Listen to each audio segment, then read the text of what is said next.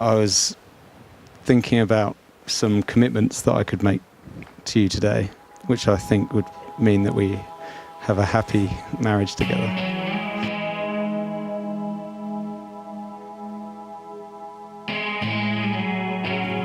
Firstly, I'm sorry because I printed these about 5 minutes ago.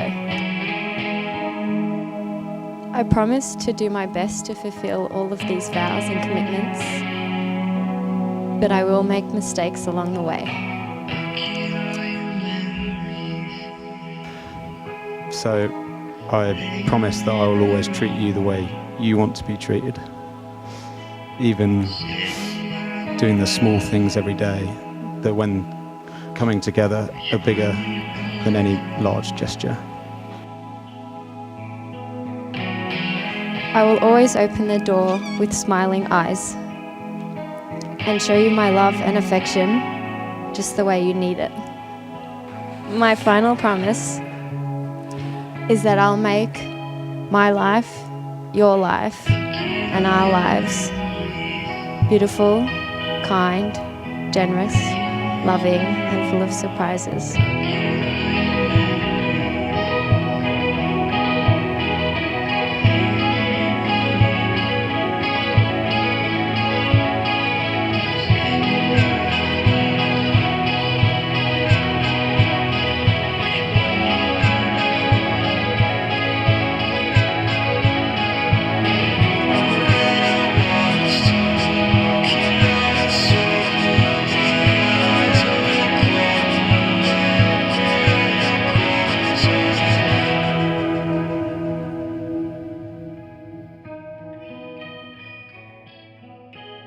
I'm now going to speak a bit about when Iz first met Chris. I've got you covered. I'd spoken to Chris before and I knew the story. They met at work in Barclays in London. It was love at first sight and Chris swept Iz off her feet.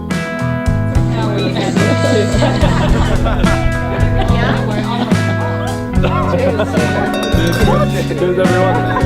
Earlier this week I was staying in Melbourne and used the opportunity to ask for her side of the story. I have no idea.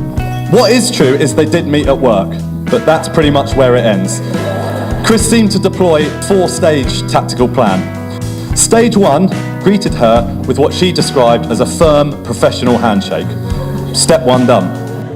Step 2, according to Iz, was she just noticed that Chris started always sitting quite near to where she was sitting.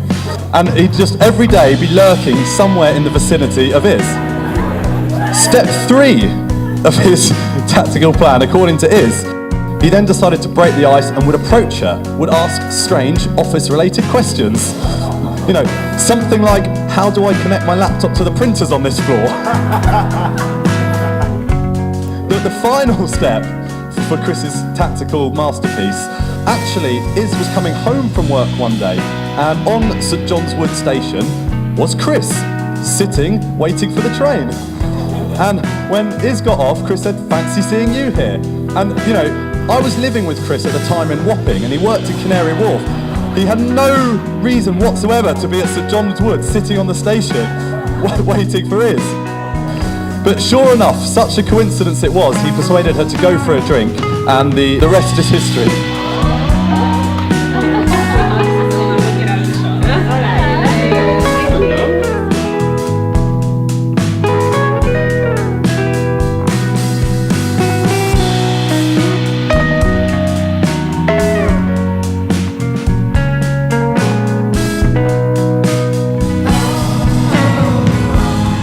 The main thing is the stages that you go in a relationship tend to be, whoa, she's attractive.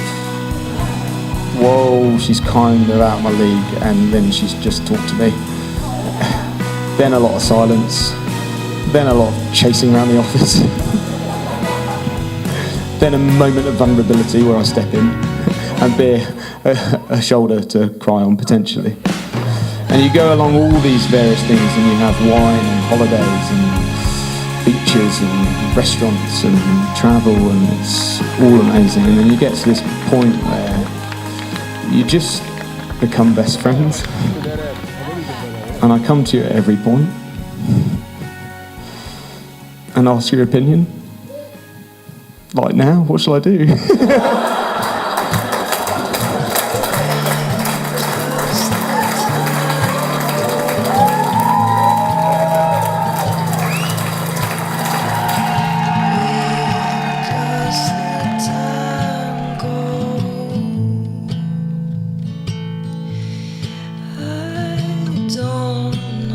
I absolutely love you and I adore you, and I'll try and make you happy forever.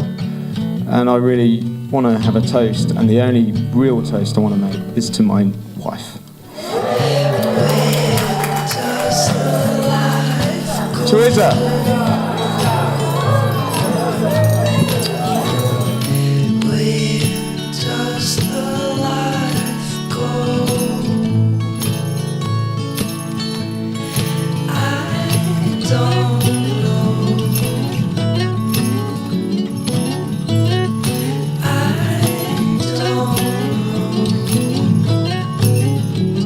And I promise to take care of you when you're scared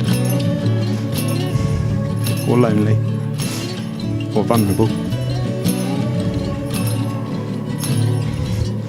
And I promise that if we ever have in the future a tricky moment or something doesn't go to plan, I'll never ever give up on us. Ever.